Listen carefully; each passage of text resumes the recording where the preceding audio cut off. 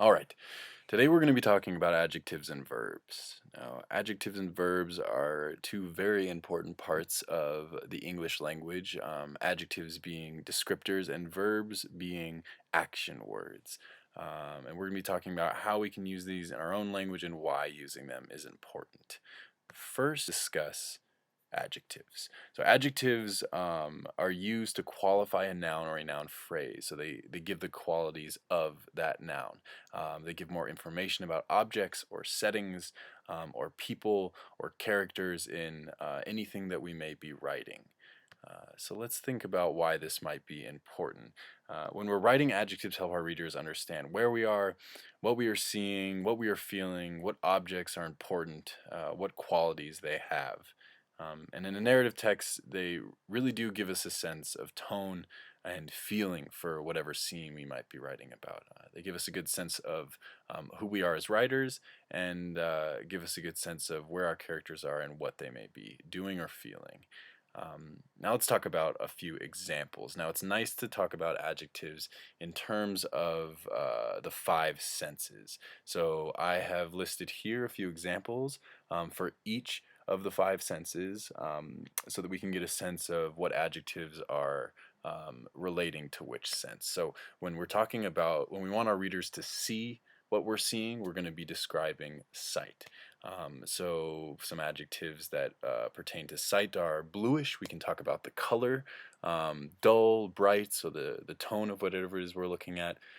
We can talk about things in terms of size. They can be large or small, shining or dark. We can even get poetic and talk about candlelit lighting and dirty. I mean, these kinds of things, you can see how they would help a reader understand more about where we are. Moving right along to sounds, of course, loud, quiet. We can talk about texture of noises, raspy or crackling or buzzing, breaking. We can see how these words evoke images and senses for the reader. Taste, we can talk about sour, bitter, hot, mouth-watering, sweet, savory. These are all things that help describe what a character is feeling or what they may be interacting with. Smells, musty, dusty, rotten, sour, sweet, perfumed. You're getting the idea now, I'm sure. The one that might be a little bit more confusing or has more room for interpretation is feel. So we mean this in the sense of how something feels like to the touch. So rough, coarse, silky, soft, bumpy, waxy, warm. These are all things that are adjectives that pertain to the sense of feel.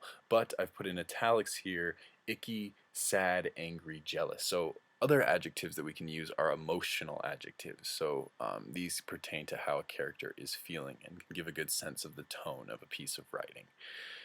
So to give you guys a chance to practice some of these, I have given you for homework to do alongside this flipped lesson plan a copy of the text that you now see before you. So I'm going to read it out loud, and feel free to pause this video and read it yourself, but just so we can get a sense. I'm going to read it out loud, and as I read it, try and imagine some adjectives to give this piece a bit more life. So here we go. There once was a blank boy who awoke on a blank day and found to his surprise a blank bed beneath him. He stuck his arm out and felt a blank sensation, a blank feeling beneath him. He didn't know why it was this way. He hadn't been to the beach that day. The weather outside was too blank for that kind of thing. He went downstairs and found his mom looking blank, like a blank cat. And then he knew he must still be dreaming. So, again, this is maybe a little goofy, but I hope you guys got a chance to practice. Now, we can show you my example, as I have also done this assignment.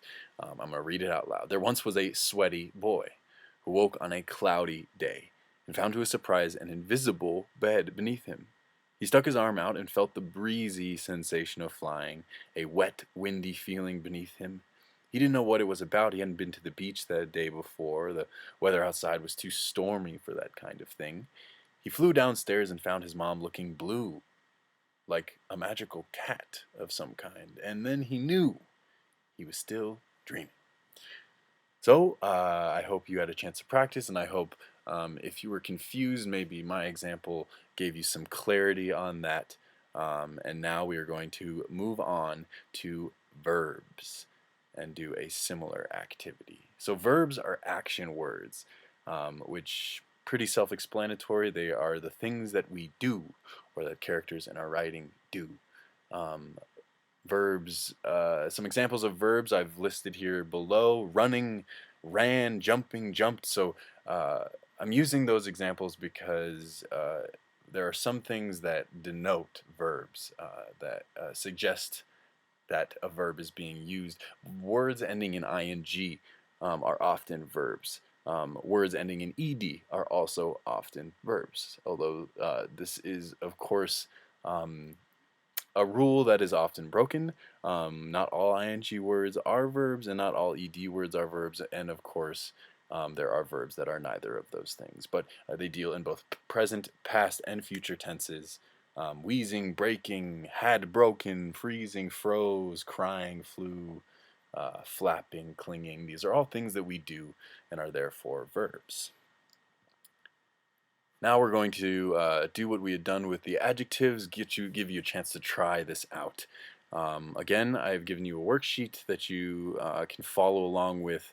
I'm going to read this out loud, and I hope you guys have some fun filling in the verbs and making this quick story, a bit of your own. So here we go. The girl was always blank. No one knew why, but it was clear that she didn't enjoy blank and wouldn't anytime soon. She was a quiet girl, blank most of her time, blank away, and when she did blank, she would blank because she was scared, until she was tired, and then she would wait until her eyes blanked, and then she would blank. So that might have been a little bit of a tougher one, and maybe you guys could use a bit more time to kind of think about this one, so feel free to pause the video and work that out. Um, Next up is going to be my example of this.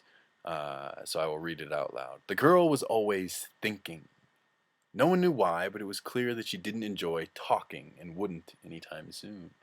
She was a quiet girl, spending most of her time dreaming away, and when she did speak, she would ramble because she was scared, until she was tired, and then she would wait until her eyes fell, and then she would sleep.